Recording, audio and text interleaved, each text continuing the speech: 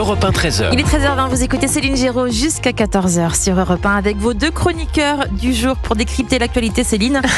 Le chroniqueur politique Olivier d'Artigol et l'ancien juge d'instruction Georges Fenech. Je ris parce que je suis contente de retrouver évidemment nos auditeurs sur Europe 1 et je vois le sourire d'Olivier d'Artigol Je me mets dans le match là. Voilà, vous vous mettez dans le match, vous avez bien fait. Bonjour Georges. Il faut faire attention. Voilà, je compte évidemment, comme chaque jour, sur votre sagacité pour décrypter l'actualité. Et on va évidemment débuter par ce déplacement de Gabriel Attal ce matin dans le collège-lycée du Parc Impérial de Nice. L'objectif, c'était inaugurer un internat éducatif pour les élèves en décrochage scolaire. L'expérimentation, je le rappelle, a lieu pendant les vacances scolaires et sur la base du volontariat, c'est important, doit permettre d'extraire de leur quartier des mineurs en difficulté afin qu'ils ne retombent ou qu'ils ne tombent pas dans la délinquance. Faire du préventif, Georges Fenech, c'est une bonne idée. Mais bien sûr qu'il faut saluer cette initiative. Ce que je crains tout de même, c'est l'inefficacité dans la mesure où ça repose sur le volontariat. Je rappelle que d'ores et déjà, ça existe depuis très longtemps, dans le cadre de la protection judiciaire de la jeunesse, la PJJ, le juge des enfants peut parfaitement, lorsqu'il constate qu'il y a un danger pour l'enfant, un danger, disons, pré-délinquentiel, il peut très bien prendre une ordonnance de placement provisoire, dans le cadre de l'ordonnance de 58, retirer à la famille provisoirement et le placer dans un internat. C'est déjà possible. Malheureusement, ça ne se fait pas assez souvent. Et moi, ça me rappelle quand, vous vous souvenez, Manuel Valls avait créé des centres de déradicalisation, 4 centres, qui reposaient sur le volontariat. Faute de combattants, les centres ont fermé. Alors que là, on a 50 000 places d'internat qui sont vides aujourd'hui en France. Sur le volontariat. Gabriel Attal. Il faudra convaincre les familles. Olivier d'Artigol, sur le préventif, on a beaucoup parlé du pénal, du judiciaire. Je veux bien commencer la semaine par un bon point accordé au Premier ministre Attal, mais il ne faut pas en prendre l'habitude trop. Mais vos bons points sont très rares quand même. Oui, non, mais dans le sens où pourquoi pas. C'est-à-dire que sortir un jeune d'un milieu toxique, du bas d'immeuble, d'un quartier, pour le mettre dans un espace où il va pouvoir y avoir un accompagnement. On a entendu tout à l'heure sur Europe 1 des parents, parce que ce sont des primo-délinquants, une vingtaine de 13 à 16 ans qui sont extraits d'un quartier. Alors, avant le décrochage scolaire, avant tout le processus qu'il peut y avoir après. Donc oui, pourquoi pas. Le seul problème concernant le Premier ministre, il faudra voir jusqu'où va la communication et où démarre l'action après. Il ne faut pas que la communication remplace l'action. Je pointe la même difficulté que Georges sur ce volontariat.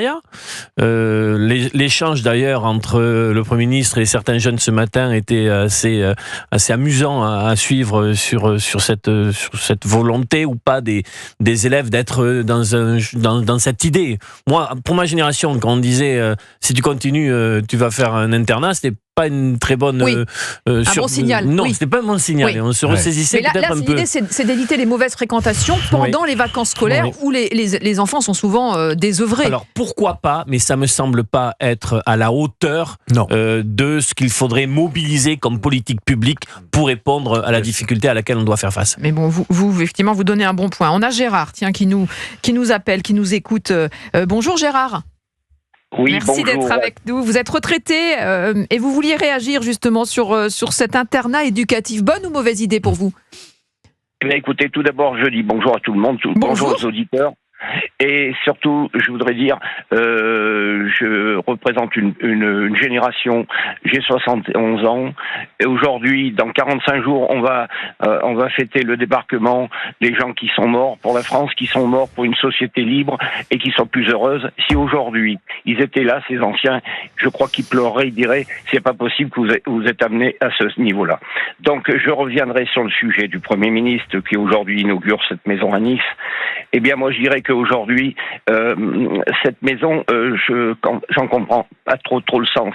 C'est-à-dire, est-ce que c'est la rééducation ? Est-ce que c'est pour éviter que les gens qui sont déjà à la limite de la délinquance, est-ce que vous pensez, moi, je pense qu'en 15 jours, mettre un enfant un enfant, bien sûr, dans ce milieu, je crois que 15 jours, moi, je dis honnêtement, excusez-moi, la citation que je vais vous donner, qui est celle des anciens, c'est pisser dans un violon. Oui. Pour vous, ça sert à rien. Mais pourtant, c'est du préventif. L'idée, vous l'avez compris, c'est d'éviter effectivement que ces gamins basculent dans la délinquance. Voilà. Alors, pour éviter de basculer dans la délinquance, la réflexion, je vais vous dire que moi j'ai fait 40 ans de psychanalyse. Quand on analyse le problème de la délinquance, il vient d'où ? Le problème de la délinquance, si pendant 15 jours vous enlevez un enfant dans un milieu qui est complètement néfaste, c'est-à-dire toxique, c'est-à-dire que des parents qui ne sont pas capables d'éduquer et d'élever l'enfant, ce sont deux mots différents. Élever et éduquer un enfant, pensez-vous qu'au bout de 15 jours, quand il va revenir dans ce milieu toxique, l'enfant va avoir appris une leçon ? Non. Je pense que ce n'est pas. Vous pensez que ça vaut pas le coup d'essayer ?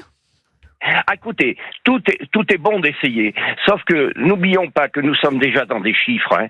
Et les chiffres, quand on dit que 750 € par jour, par enfant, pour 15 jours, il y en a pour 11 250. Oui.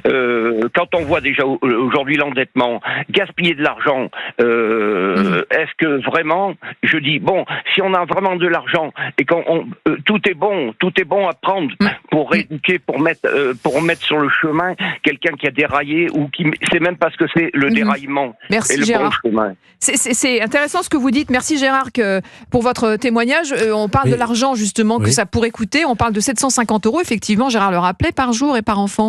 Il y a une vingtaine d'enfants dans cette expérimentation. Ben oui, ça coûte très cher. Mais moi, ce que je constate encore une fois, on est sur le registre préventif.